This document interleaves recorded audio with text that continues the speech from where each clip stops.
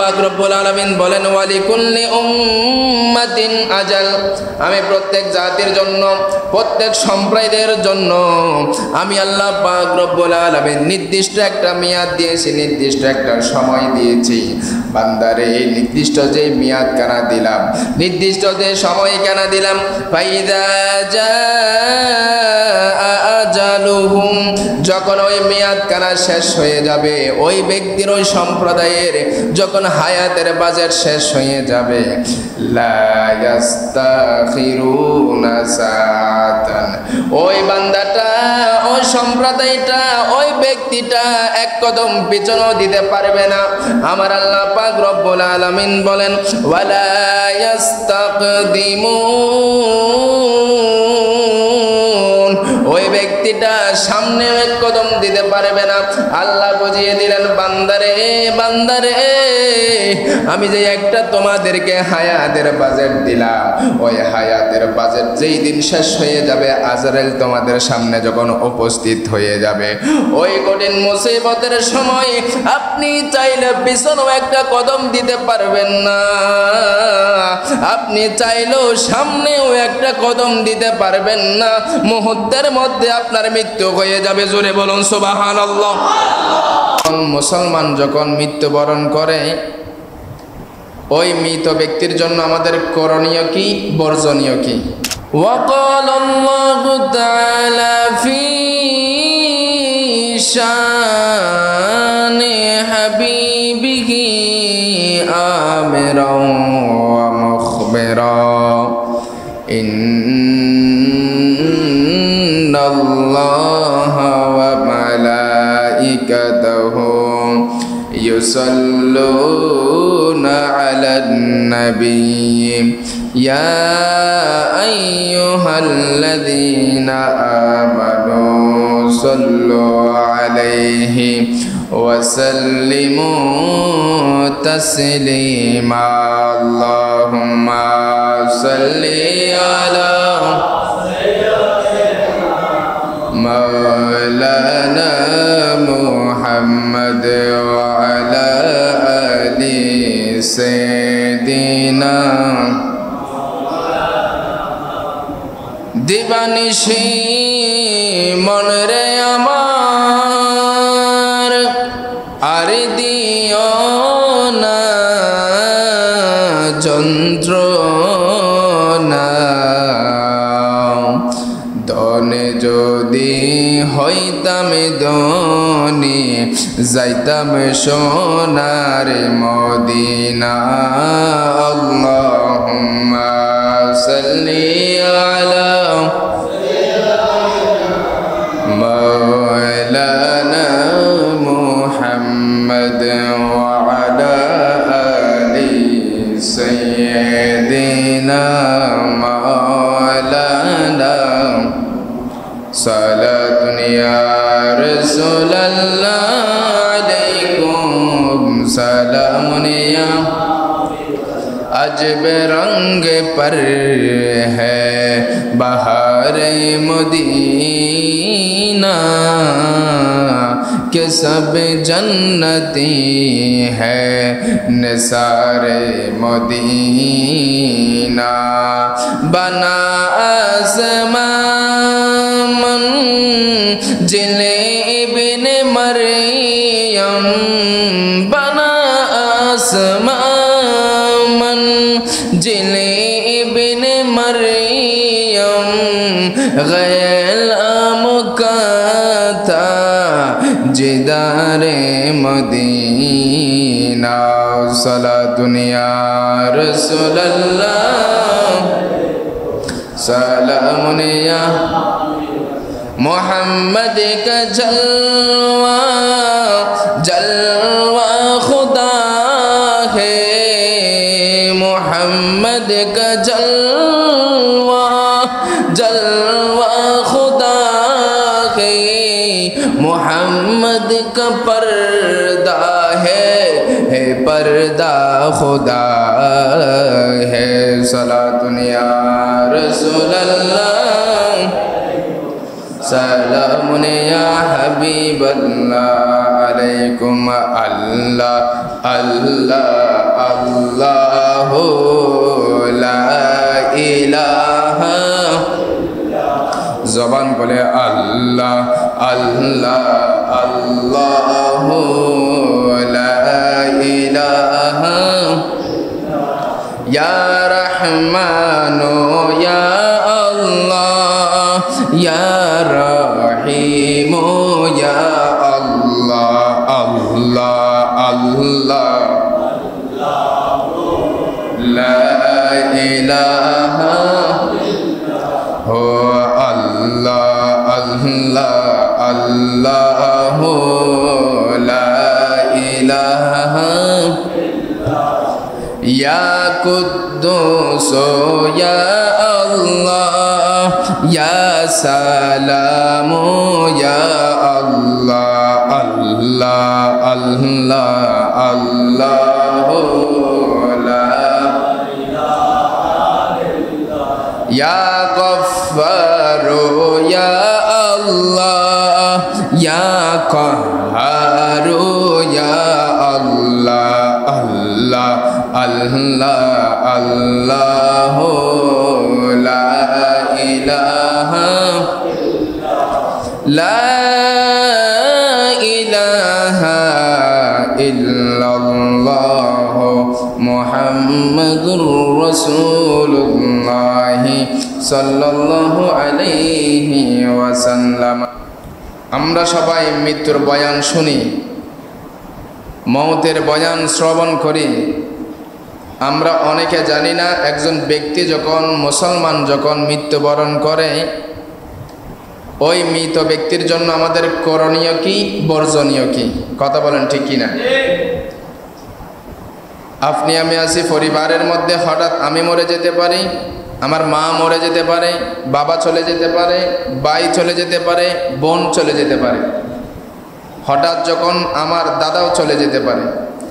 যদি কেউ ইন্তেকাল করে, মুসলমান হিসাবে ফ্যামিলির সদস্য হিসাবে আমার কি করণীয় দরকার, কি করা দরকার, কি না করা দরকার, কিভাবে করব, গোসল কিভাবে করাবো, গোসল করানোর সময় কেউ ভুল করলে কিভাবে ধরব, কাফন কিভাবে পরায়, কাফন পরাইতে না জানলে কিভাবে ভুল ধরব, কিভাবে কাফন পরানো শিখাবো, একজন মুসলমান হিসাবে জানার দরকার আছে না নাই? সে বিষয় নিয়ে আলোচনা হবে। একেবারে মানুষের জান খরচ থেকে শুরু করে কবর পর্যন্ত নিয়ে যাওয়া, এখানে যত অনেক মাসালা আছে, মাসালা নিয়ে আলোচনা হবে। আমি খুতবার শুরুতে একখানা আয়াতে কারিমা তেলাওয়াত করেছি, যে আয়াতি কারিমা সূরা আরাফের 34 নং আয়াত। আল্লাহ বলেন ওয়ালিকুল্লি উম্মাতিন আজাল, প্রত্যেক জাতির জন্য, প্রত্যেক ব্যক্তির জন্য একটা নির্দিষ্ট আল্লাহ সময় দিয়েছেন, মেয়াদ দিয়েছেন। সুবহানাল্লাহ বলেন। ফাইদা জাআ আজালুহুম, যখন ওই ব্যক্তির যখন সময় শেষ হয়ে যাবে, মেয়াদ ফুরিয়ে যাবে, লা ইয়াস্তাখিরুনা সাআতান, ওই ব্যক্তি না এক কদম পিছনে দিতে পারবে, ওয়ালা ইয়াস্তাকদিমুন, না সে এক কদম সামনে দিতে পারবে। মুহূর্তের মধ্যে তার জান কবজ হয়ে যাবে। চিৎকার দেবেন সুবহানাল্লাহ। তার মানে আমরা বুঝতে পারলাম আমাদের হায়াত যখন শেষ হয়ে যাবে আর দুনিয়ার জমিনের মধ্যে আমাদের থাকা যাবে না। এই জন্য আল্লাহ পাক রব্বুল আলামিন বলেন, বান্দারে শোনো শোনো, আমি আল্লাহ পাক রব্বুল আলামিন তোমাদেরকে জানিয়ে দিচ্ছি। সূরা আরাফের 34 নং আয়াতের মধ্যে আমি আল্লাহ পাক রব্বুল আলামিন জানিয়ে দিচ্ছি, ওয়ালিকুল্লি উম্মাতিন আজাল ফাইদা জাআ আজালুহুম লা ইয়াস্তাখিরুনা সাআতান ওয়া লা ইয়াস্তাকদিমুন। চিৎকার আল্লাহু আকবার। আল্লাহ পাক রব্বুল আলামিন বলেন, ওয়ালিকুল্লি উম্মাতিন আজাল, আমি প্রত্যেক জাতির জন্য প্রত্যেক সম্প্রদায়ের জন্য আমি আল্লাহ পাক রব্বুল আলামিন নির্দিষ্ট একটা মেয়াদ দিয়েছি, নির্দিষ্ট একটা সময় দিয়েছি। বান্দারে এই নির্দিষ্ট যে মেয়াদ কেন দিলাম, নির্দিষ্ট যে সময় কেন দিলাম, ফাইদা জাআ আজালুহুম, যখন ওই মেয়াদ কেন শেষ হয়ে যাবে, ওই ব্যক্তির ওই সম্প্রদায়ের যখন হায়াতের বাজেট শেষ হয়ে যাবে, লা ইস্তাখিরুনা সাআতান, ওই বান্দাটা, ওই সম্প্রদায়টা, ওই ব্যক্তিটা এক কদম পিছনও দিতে পারবে না। আমার আল্লাহ পাক রব্বুল আলামিন বলেন ওয়ালা ইস্তাকদিমুন, ওই ব্যক্তিটা সামনে এক কদম দিতে পারবে না। আল্লাহ বুঝিয়ে দিলেন বান্দারে, বান্দারে আমি যে একটা তোমাদেরকে হায়াতের বাজেট দিলাম, ওই হায়াতের বাজেট যেই দিন শেষ হয়ে যাবে, আজরাইল তোমাদের সামনে যখন উপস্থিত হয়ে যাবে, ওই কঠিন মুসিবতের সময় আপনি চাইলে পিছনেও একটা কদম দিতে পারবেন না, আপনি চাইলেও সামনেও একটা কদম দিতে পারবেন না। মুহূর্তের মধ্যে আপনার মৃত্যু হয়ে যাবে। জোরে বলুন সুবহানাল্লাহ। বলেছেন কে? ঘোষণাকার আল্লাহর কথা কোনো মিথ্যা হতে পারেনি। না না, আমাদের রিজিকের মালিক কে?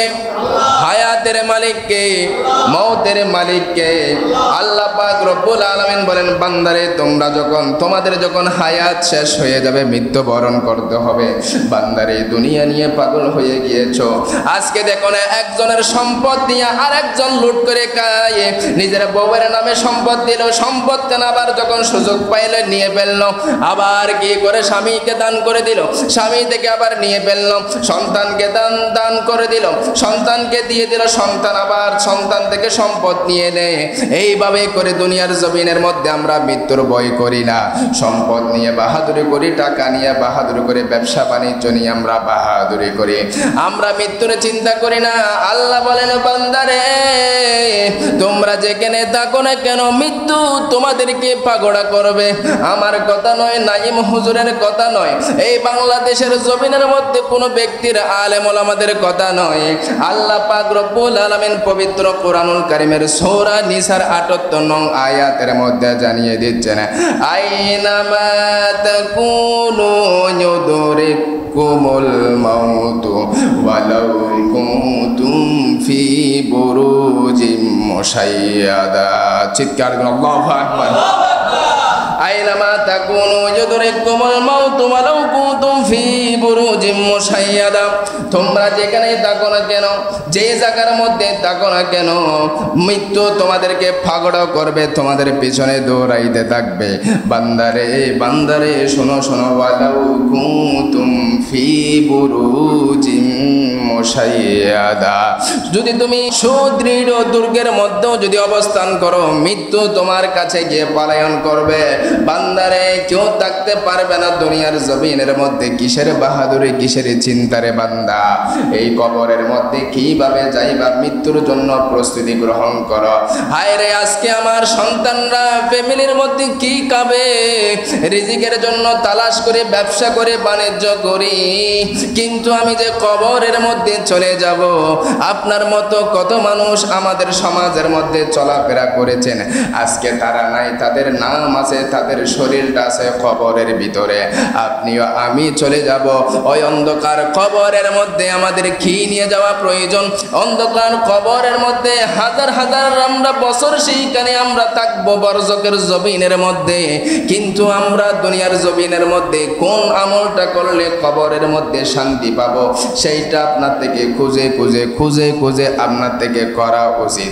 এই দুনিয়ার জমিনের মধ্যে কোনো ব্যক্তি থাকতে পারবে না, কেউ থাকতে চাইলেও থাকতে পারবে না। আমার আল্লাহ পাক রব্বুল আলামিন সূরা রহমানের মধ্যে জানিয়ে দিচ্ছেন, কুল্লু মান আলাইহা ফান ওয়া ইয়াবকা ওয়াজহু রাব্বিকা যুল জালালি ওয়াল ইকরাম। আল্লাহু আকবার। আল্লাহ পাক রব্বুল আলামিন বলেন পৃথিবীর জমিনের মধ্যে সব কিছু কিছু আমি আল্লাহ ধ্বংস করে দিব, পৃথিবীর জমিনটা থামা হয়ে যাবে, সব কিছু আমি আল্লাহ ধ্বংস করে দিব, কিন্তু শুধুমাত্র আমি আল্লাহ ছাড়া। তার মানে বোঝাইয়া গেল সমস্ত কিছু মৃত্যুবরণ করবে, সমস্ত কিছু ধ্বংস হয়ে যাবে, কিন্তু আমার আল্লাহ সেই দিন থাকবে।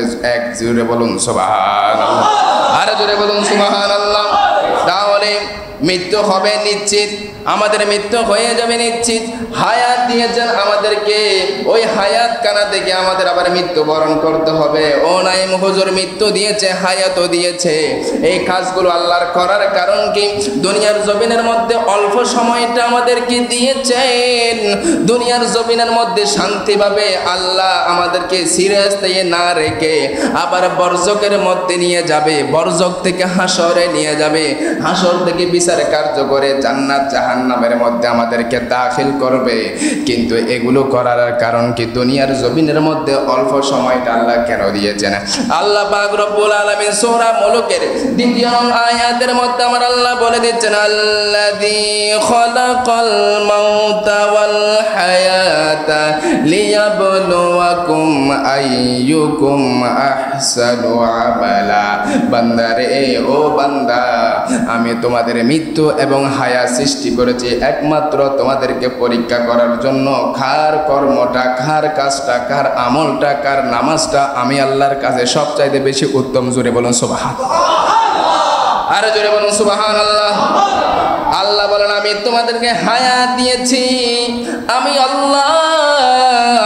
কার ইবাদতের মধ্যে আমার হাবিবের ভালোবাসা আছে, কার ইবাদতের মধ্যে আমার গাউসে পাকের ভালোবাসা আছে, কার ইবাদতের মধ্যে, কার ইবাদতের মধ্যে প্রেম মোহাব্বত প্রীতি ভালোবাসা হযরতে খাজা সৈয়দ আমিরুল কুলালের ভালোবাসা আছে, যার ইবাদতের মধ্যে অন্তরের মধ্যে মোহাব্বতের মধ্যে হযরতে শাহ সুফি আলী রাজা কানু শাহ রহমাতুল্লাহ আলাইহির মোহাব্বত ভালোবাসা আছে, যার কলবের মধ্যে হৃদয়ের মধ্যে অন্তরের মধ্যে হযরতে সৈয়দ আহমদ শাহ সিরকুটির ভালোবাসা আছে, অন্তরের মধ্যে মোহাব্বত নিয়ে ভালোবাসা নিয়ে কার কর্মটা নিখুঁত আমি আল্লাহকে রাজি করার জন্য, আমি আল্লাহকে খুশি করার জন্য ইবাদতটা করে, আমি আল্লাহ পাক রব্বুল আলামিন তোমাদেরকে বিন্দুমাত্র পরীক্ষা করার জন্য দুনিয়ার জমিনের মধ্যে হায়াত এবং মৌ সৃষ্টি করে দিলাম। জোরে বলুন সুবহানাল্লাহ, আর জোরে বলুন সুবহানাল্লাহ।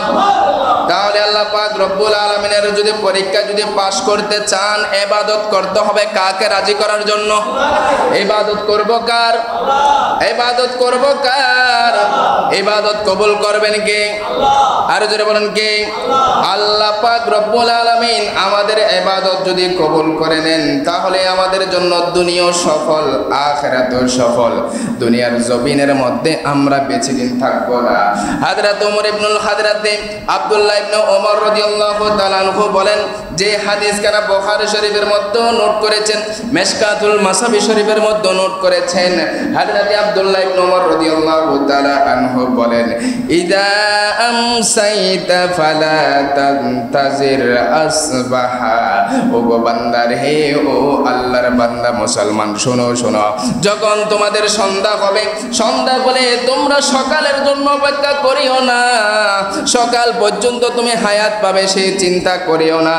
এরপর আবার বলেন, ওয়া ইজা আসবাহতা ফালা তানতাজির আল আমসা। বান্দারে, তোমাদের যখন সকাল হবে তোমরা সন্ধ্যার জন্য অপেক্ষা করিও না। বান্দা, তোমরা মনে করেছো আজকে আমি টাকা কামাইলাম, আগামীকাল এরকম করব ওইরকম করব, কিন্তু হযরতে আব্দুল্লাহ ইবনে ওমর রাদিয়াল্লাহু তাআলা আনহু বলেন, বান্দারে, যখন সন্ধ্যা হবে সকালের জন্য অপেক্ষা করিও না, যখন সকাল হবে সন্ধ্যার জন্য অপেক্ষা করিও না। এরপর আরো বলেন, ওয়া খুজ মিন সিহহাতিকা লিমারাদিকা। যখন তুমি সুস্থ থাকবা, শরীর যখন ভালো থাকবে, শরীর যখন সুস্থ থাকবে, অসুস্থ হওয়ার সময়ের জন্য তুমি টাকা উপার্জন করো। বান্দারে, সুস্থ শরীরকে মর্যাদা দাও। আজকে তুমি সুস্থ আছো, চাইলে আপনি 5 ওয়াক্ত নামাজের পরে 100 রাকাত নফল নামাজ পড়তে পারবা, কিন্তু যদি অসুস্থ হয়ে যান, আপনি তো নফল নামাজ তো দূরের কথা, ফরজ নামাজও পড়তে পারবেন না। সেই জন্য সুস্থতা জীবনকে আপনি গুরুত্ব দেন। সুস্থ থাকা অবস্থায় টাকা পয়সা রোজগার করে কিছু টাকা রাখেন, যখন অসুস্থ হয়ে যাবেন অসুস্থর সময় ব্যয় যেন করতে পারেন। হযরত আব্দুল্লাহ ইবনে ওমর রাদিয়াল্লাহু তাআলা আমাদেরকে পরামর্শ দিচ্ছেন। এরপরে বলেন ওয়া মিন হায়াতিকা লিমাউতিকা, এই মুসলমান শোনো শোনো, দুনিয়ার জমিনের মধ্যে যখন তোমাদেরকে আমার আল্লাহ হায়াত দিয়েছে, ওই হায়াত থাকা অবস্থায় মৃত্যুর জন্য প্রস্তুতি গ্রহণ করো। জোরে বলুন সুবহানাল্লাহ, আরো জোরে বলুন সুবহানাল্লাহ। কয়টা উপদেশ দিলেন? 4টা। সকাল হলে সন্ধ্যার জন্য অপেক্ষা করিও না, সন্ধ্যা হলে সকালের জন্য অপেক্ষা করিও না। যখন তুমি সুস্থ থাকবা, অসুস্থতার সময়ের জন্য, অসুস্থ অবস্থার জন্য তুমি টাকা রুজি রোজগার উপার্জন করে রাখো। সুবহানাল্লাহ বলেন। এরপরে বলেন তোমার যখন হায়াত আছে, হায়াত থাকা অবস্থায়, জীবিত থাকা অবস্থায় মৃত্যুর জন্য প্রস্তুতি গ্রহণ করো। সুবহানাল্লাহ বলেন। এই যে আমাদের যখন মৃত্যু হয়ে যায়, অনেকে মৃত ব্যক্তিকে ভয় পায়, আছে না নাই? আরে মৃত্যুবরণ করেছেন সেটা তো হস্তান্তর, আপনাদেরকে বলেছিলাম।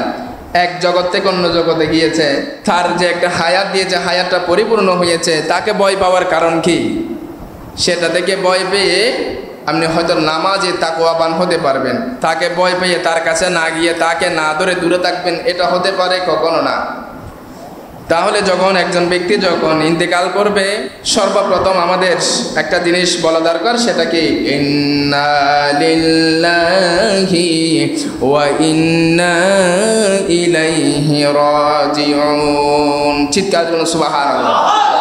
আমরা বলি কিনা সবাই? ইন্না লিল্লাহি ওয়া ইন্না ইলাইহি রাজিউন। আমরা সবাই আল্লাহর জন্য, আর আমরা আল্লাহর দিকেই ফিরে যাব। সুবহানাল্লাহ। বড়ই পাতা দিয়ে পানি সিদ্ধ করেন, এরপরে চারিদিকে সুন্দরভাবে কোনো ব্যক্তি যেন না দেখতে পারে, চারিদিকে একেবারে কাপড় দিয়ে পর্দা দিয়ে দেন। এরপর আস্তে করে মুর্দাকে আনা হয়।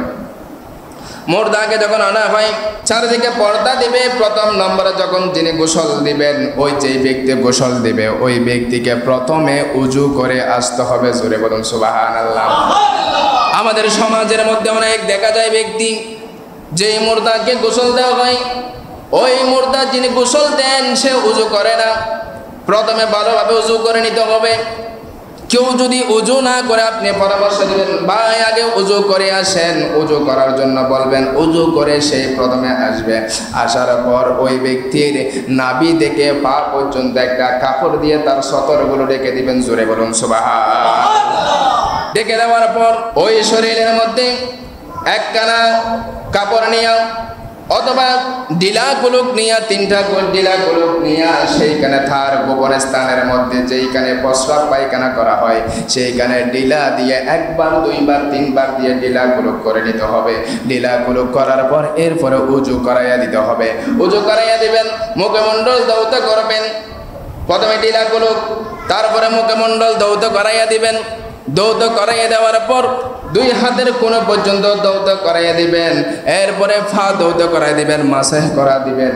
মাসেহ করে দেওয়ার পর ডান খরাট মানে বাম খরাট হবে, ডান দিকে পানি ডালবে। আবার বাম দিক খরাট হবে, ডান দিকে পানি ডালবে। ডান খরাট হবে, বাম দিকে পানি ডালবে।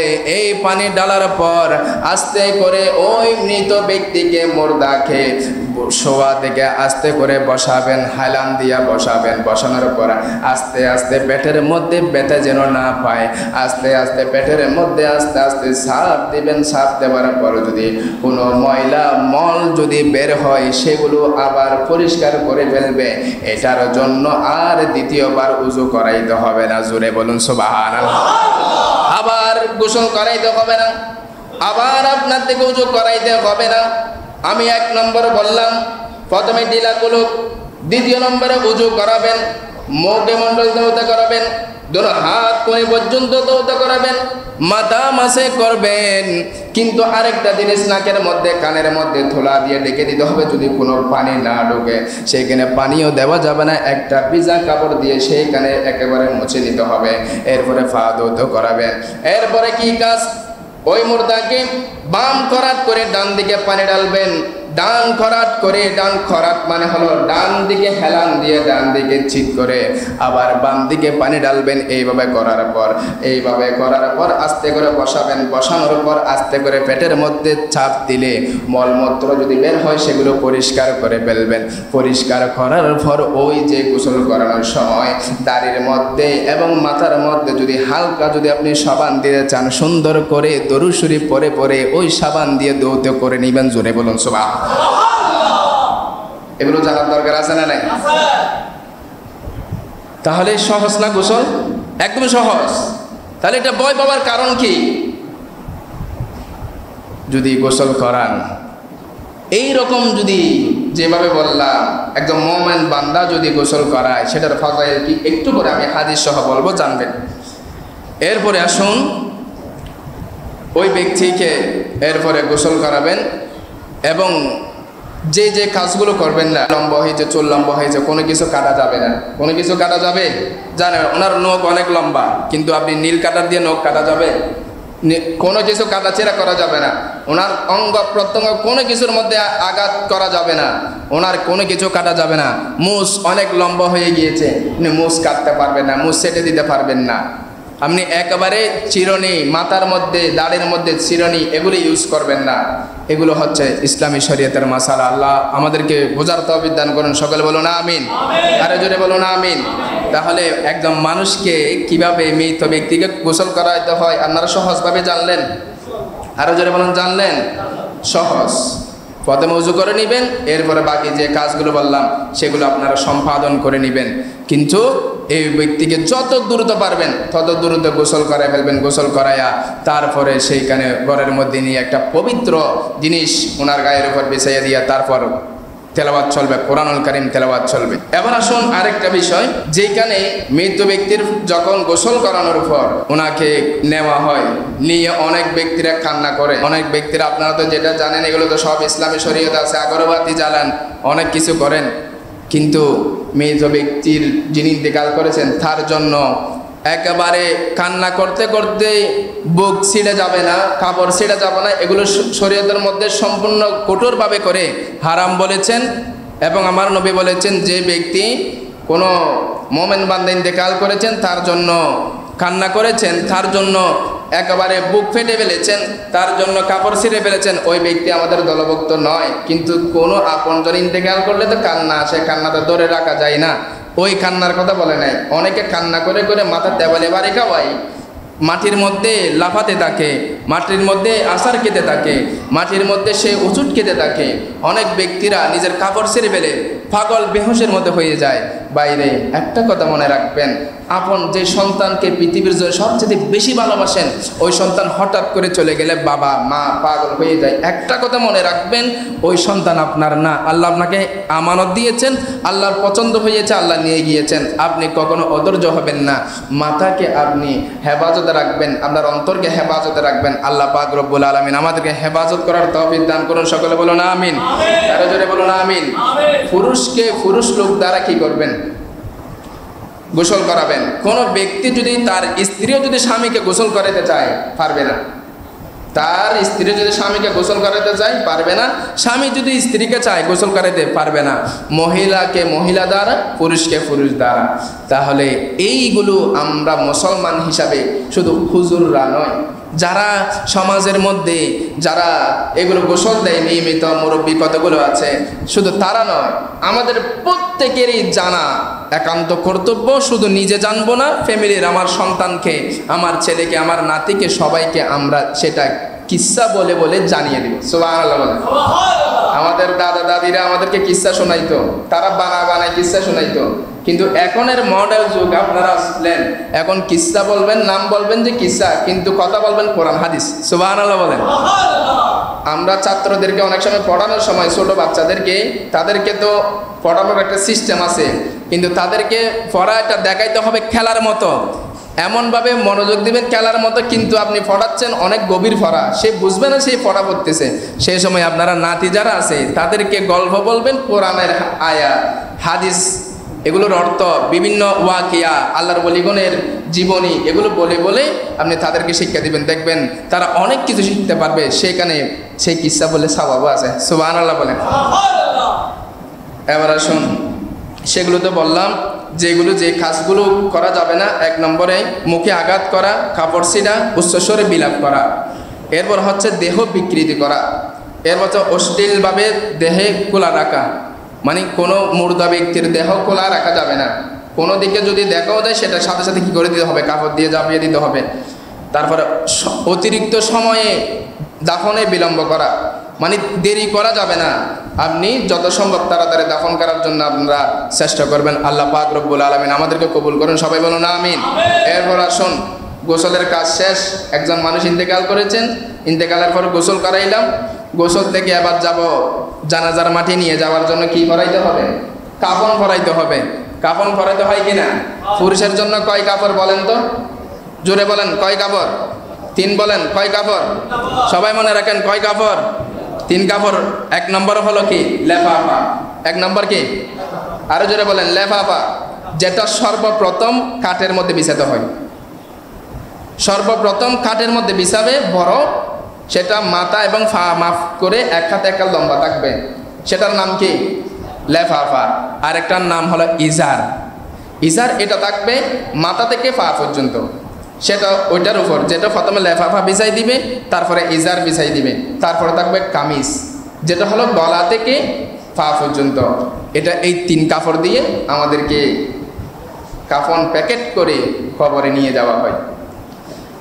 এই 3 কাপড় বিছাইলেন, প্রথমে দিলেন লেফাফা, ইজার, তারপরে কামিজ। দেওয়ার পর সেখানে আবার আস্তে করে মুর্দাকে রাখলেন। প্রথমে কাপড় যেটা হবে সেটা হবে কামিজ, তারপর হবে ইজার, তারপরে হবে লেফাফা। এরপরে দেওয়ার পর প্রথমে বামটা দিবা, তারপরে ডানটা এর উপর থাকবে।